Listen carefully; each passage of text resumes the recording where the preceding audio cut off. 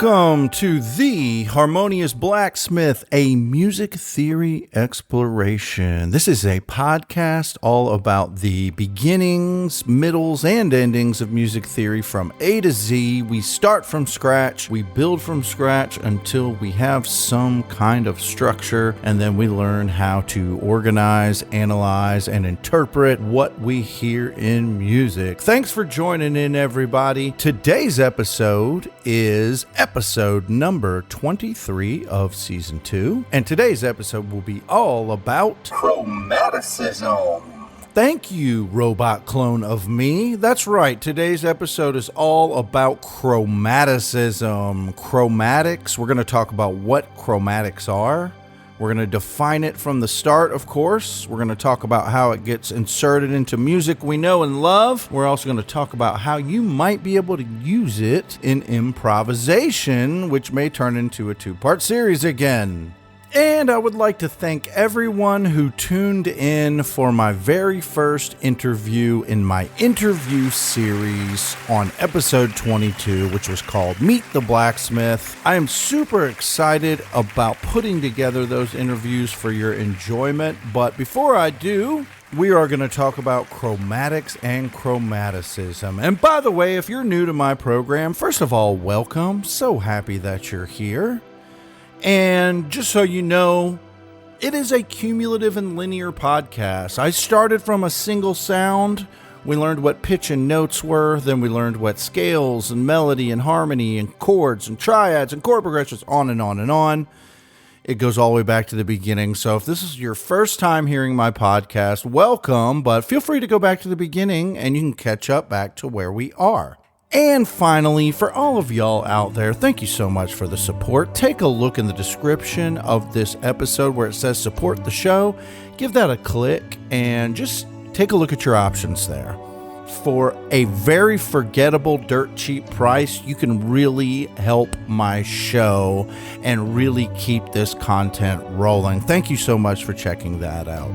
And as always, I am your passionate music theory host, and my name is Kevin Patrick Fleming. Oh, thank you so much. Thank you to all my peoples out there. What up, what up? Thank you. Oh, that's so nice to hear. I really, really appreciate it. Thank you. So without further ado, we plunge into episode 23 about chromaticism. Kevin, did you say chromaticism? Yes, I did. You know what? Take it easy over there, robot. I didn't know you were going to be a part of this episode. You need to just kind of chime down over there a little bit, okay? Okay. But I want to have fun with music theory, too. Okay, yeah, we all want to have fun with music theory. I'm just not sure we need your robot voice chiming in on the whole episode. You know what? I'm a pretty open-minded, benevolent guy, though. I'll let you stick with me. But you got to promise me you're going to stay out of the way and let me talk to the good folks out there listening to my humble program. Okay, let's start the show, Kevin. Okay, and today's program starts with the question, what is chromaticism? Chromaticism refers to the use of notes that are outside the realm of a diatonic scale or key within a piece of music. Does not compute. Okay, you don't understand that, robot? Okay, well, basically what chromaticism is, it's the use of extra colors outside of a scale or key in music. We use it in ways to spice up what is normal sounding or what we're used to hearing. It adds tension. It adds more interesting sounds. It just adds for unexpected colors and passages of all kinds. It's really just a way of expanding our musical canvas, so to speak, when it comes to writing or playing music. Expanding the musical canvas. Let me go get my paintbrush. No, paint, what? No. Oh, you heard the word canvas. I don't think our robot friend knows quite what a metaphor is. And before I launch into audio examples of chromaticism, I think it's important to kind of understand where it comes from. So you might say, okay, we have these extra colors, these extra notes outside of a diatonic key or scale. Well, where do they come from? Well, everybody that listens to my program should know that everything comes from scales, and this is no different. It's just not a diatonic scale. It is a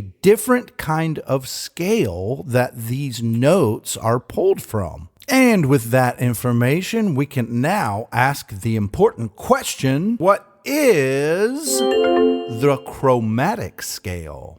The chromatic scale is simply all 12 pitches in our system in order like any other scale.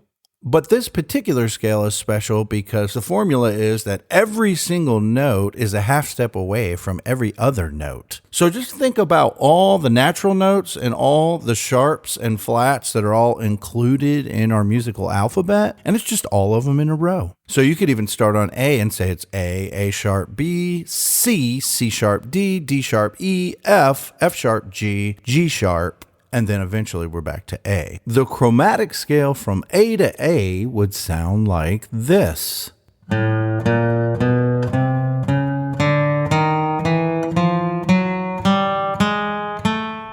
So you can tell it has this kind of forever rising tension that feels like it's never going to get back to the octave or the root note. To sum up, generally, in the Western system, in tonal harmony, we write music in diatonic, major, or minor key. But now what we're doing is we're just saying that all the pitches in the entire system are now available for use. So think about it like this. A piece of music might predominantly be a 1-4-5.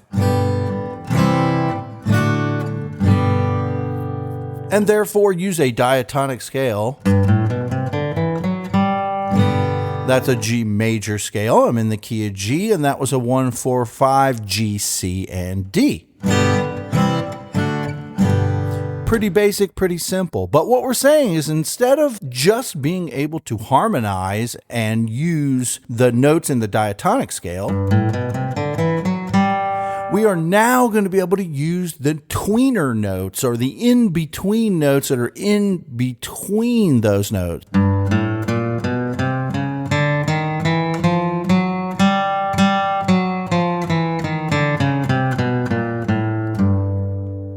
Which makes for an interesting palette of colors, and there are more examples to come.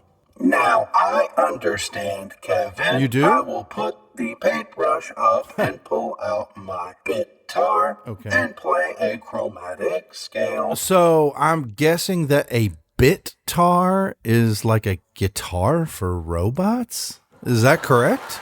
That is precisely correct, Kevin. All right. Well, we're just glad you're participating and following along now, robot. Good to have you on board. This is so much fun, Kevin. What is next? Well, it's time for some audio examples. So I'm going to start with one of the cooler ones. This is an example from a song called Hey Joe by Jimi Hendrix. To be clear, Jimi Hendrix didn't write Hey Joe. This is his version of it. He covered it. But this is the version that everybody in the world knows because it's Jimi Hendrix and he was an incredible guitar player. The chromatic melodies that I'm referring to in Hey Joe, the Jimi Hendrix version, come in at the end of the song, and they are used kind of like a walking bass line to connect the chords. So the part that we're studying sounds like this.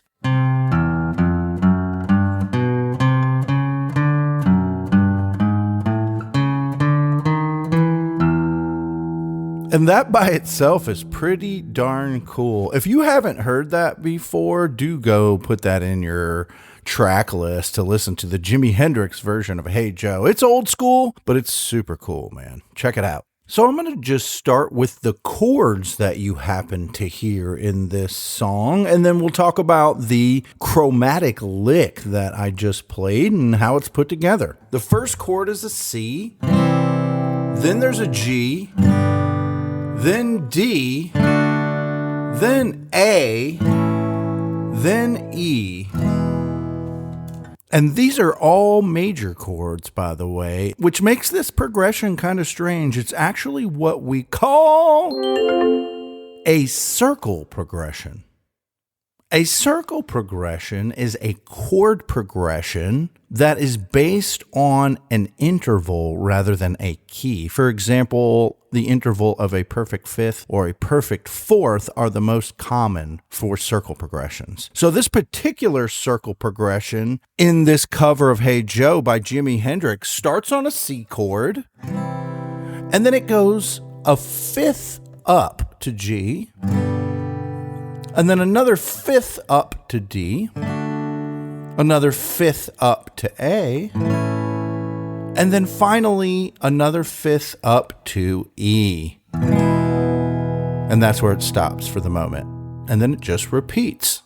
So now that you know what a circle progression is, here's what it sounds like in a sort of jangly acoustic version of Hey Joe, the Jimi Hendrix version.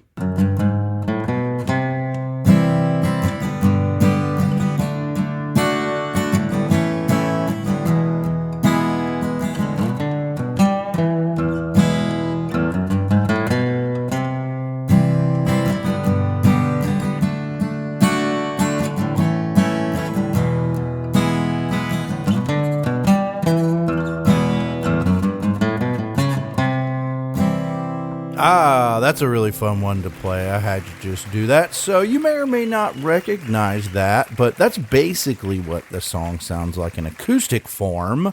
Now that you've heard that, and you heard me play the chromatic line, let me bring the chromatic line back in and show you how cool it is. So what the chromatic line is doing is that it's connecting the chords kind of like a walking bass line, if you understand what that is. And I do have previous episodes on that, by the way. So our circle progression starts on a C, and therefore our chromatic lick starts on a C. And the chromatic lick serves the purpose of connecting the C chord to our next chord, which is a G. So we're going from a C to a G. But what Mr. Hendrix does is he plays this line.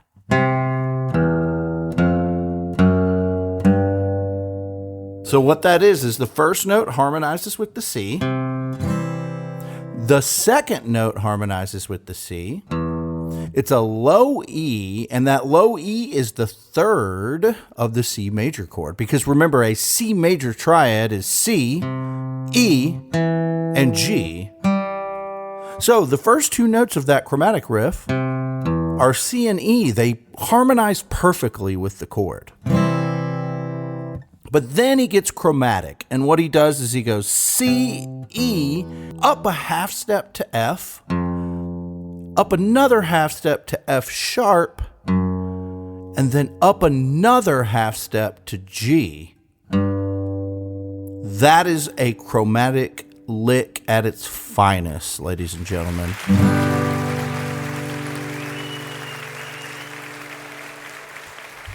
So again, a C note with a C chord, then he starts walking to the E, F, F sharp, and then we arrive on a G for the G chord. Now, he keeps this kind of chromatic motif going. So after the G chord, we arrived on the G note. Now we're going to have a chromatic riff that's going to connect us to our next chord, which is going to be D. So now we're starting on G, and he does a chromatic walk up again to D. So this note is B, which is also in a G chord. So again, the first two notes of this riff are in the G chord. Harmonize perfectly. Beautiful. We love that. We know that. Then there is a rising chromatic riff again that goes like this.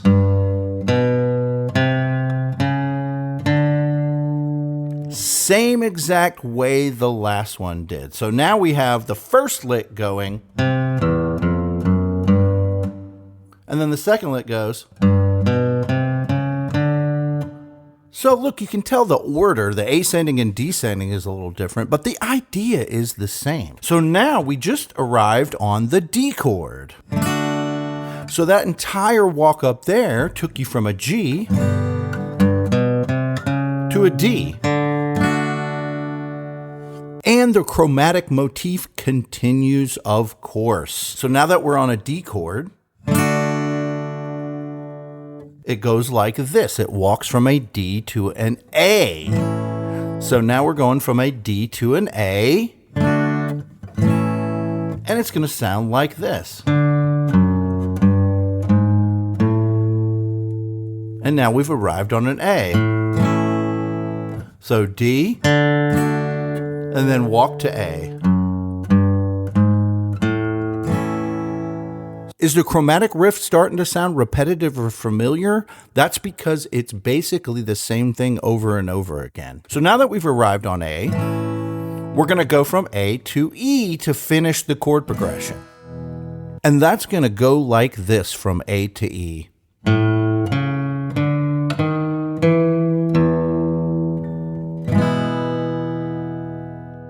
And we made it to the end where we then get a blues riff after that.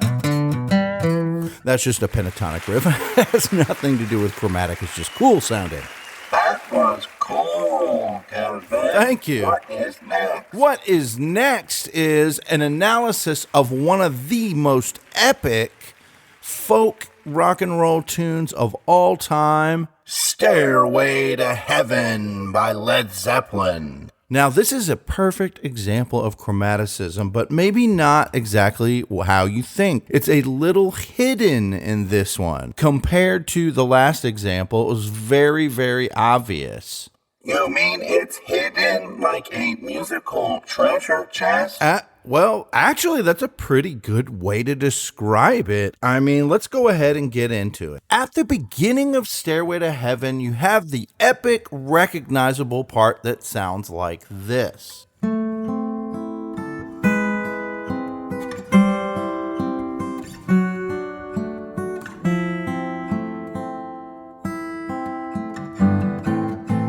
So now that you have the basic idea of what chromaticism is, were you able to hear a chromatic line in that? Listen to it one more time and see if you hear chromaticism anywhere.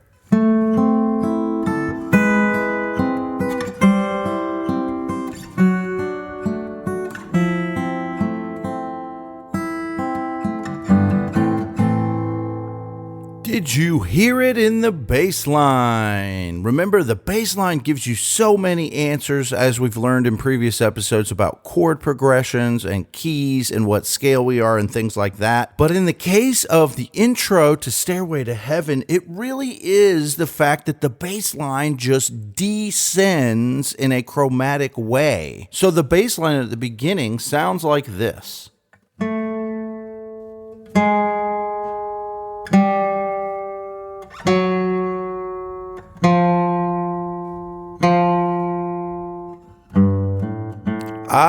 Could you hear it now? That slinky line that slinks down. So let's get into the analysis of it. First of all, the overwhelming majority of Stairway to Heaven is in the key of A minor.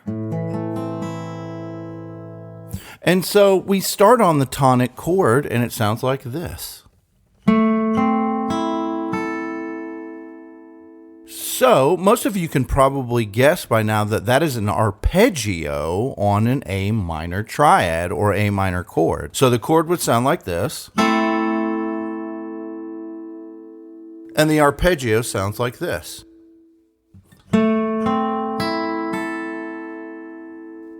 And if you listen to the very first note, which is the bass note of the chord, remember, there's a difference between a bass range and bass function. And in this case, even though the note is kind of high sounding, it has a bass function because it's the lowest note of the chord.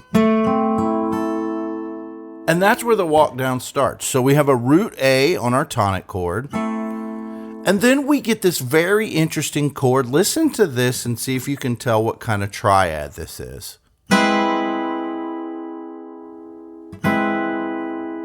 Your hint is this is like the chord that sends you off in the intro of every Star Wars movie to send you off into the main story or whatever after we watch the cool beginning with the big ships and everything. It is an augmented triad, which is really interesting. It ends up just being a chromatic chord. Now, I know I'm throwing a lot at you in this episode. Concern yourself less with the chord analysis and key analysis, and remember that the focus is chromaticism. So coming off of this A minor triad, he goes to an augmented triad, and then we get a major triad.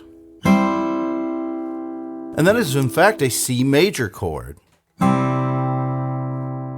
And if you follow the analysis so far, that's going to be a major 3 chord in the key of A minor. Remember? Recall that in a minor key, 1, 4, and 5 are minor, 3, 6, and 7 are major, and the 2 chord is diminished. Slow down a little bit, Kevin. Sorry. My computer speeds can't keep up. Oh, okay. Well, I'm sorry. Let me bring it back together a little bit. So let's go ahead and back and recall how a minor key works, and specifically the key that Stairway to Heaven's in, which is A minor. I will play along on my guitar. Oh, okay, sweet. You play along with that guitar. So let's break down the key of A minor. Remember that 1, 4, and 5 are minor. So 1 is A minor, 4 is D minor, 5 is E minor, and those are your 3 main minor chords. Now recall that the major chords are 3, 6, and 7. We've already heard that we have a C major in Stairway to Heaven. And we're eventually going to see a 6 chord, which is F. And our 7 chord is also major, which would be a G. So now that you've got all those chords set up for the key of A minor, in Stairway to Heaven, you do get the 1 chord. You also get the 3 chord. You also get the major 6 chord. You get the major 7 chord. And then you go back to 1, which is A minor.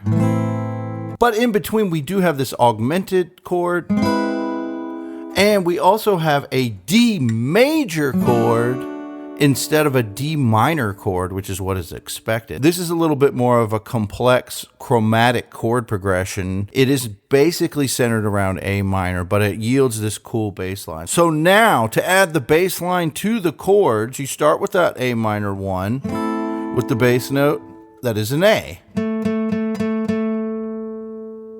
Then we get the A flat augmented. So far we went from the minor 1 to an A flat augmented triad. And so our bass line is going from A to A flat. So that's the descending chromatic lick we're talking about. A to A flat.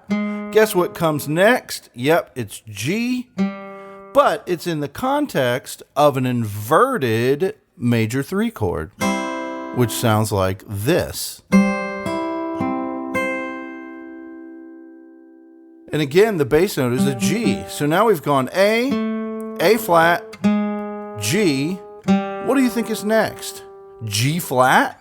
In this case, it actually acts as an F sharp instead of a G flat. It's one of those enharmonic things because it's the 3rd of a D major chord. And this is an inverted chord. It is a first inversion. But now your bass note is an F sharp. So now we've gone from A to A flat, to G, to F sharp, and now where do you think we're going? We're going to F. And that F is a root position 6 chord in A minor, which is F major.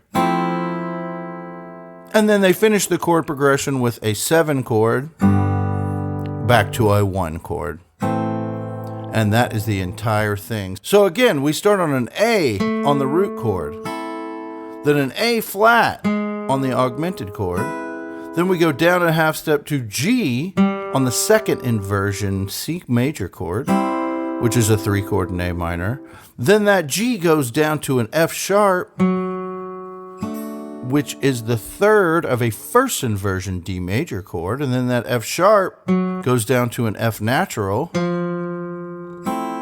which is in the root position for an F major 7 chord, a 6 chord in the key of A minor. And then the chord progression finishes with a 7 chord, which is major G, and then back to 1. Wow, Kevin, I did not know that chromaticism could be so much fun. Yeah, it's really fun. Way to stick in there, robot. You know, you turned out to not be so annoying after all. Thanks, Kevin. Maybe I can do the next show, too. Wait, we'll see about that. We'll talk about it a little bit after the show, okay, buddy? But now it's time for breakdown. Today's episode was all about chromaticism. We defined what chromaticism is and also what the chromatic scale is in our Western system. We learned what a circle progression is based on our Hey Joe example that we wanted to analyze for chromaticism. We analyzed both Hey Joe and Stairway to Heaven, the great Stairway by Led Zeppelin today, and found out that both of them had very interesting chromatic bass lines for us to enjoy. Thanks again for tuning in to episode 23 of season 2, everybody. I appreciate you chiming in. And until the next episode, I will look forward to continuing this music theory exploration with all of you. Have a beautiful music-filled week, everybody.